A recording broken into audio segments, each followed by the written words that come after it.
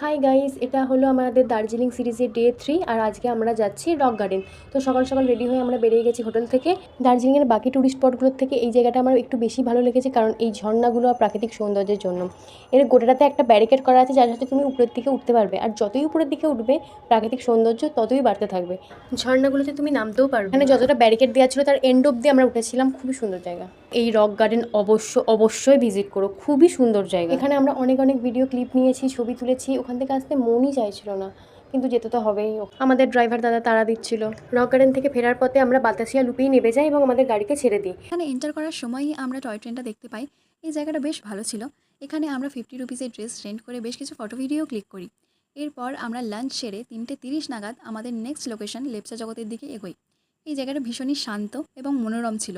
এই জায়গাটাকে অফবিট বলাই যায়, কারণ এখানে একদমই ক্রাউড ছিল না। পাহাড়ের মাঝে বসে সময় কাটানোর জন্য এটা একটা সুন্দর জায়গা। আমরা সবাই এখানে বসে বেশ অনেকক্ষণ আড্ডা দিয়েছিলাম। যেহেতু আমাদের কার বুক ছিল না, তাই ফেরার সময় আমাদের শেয়ার কার পেতে একটু প্রবলেম হয়েছিল।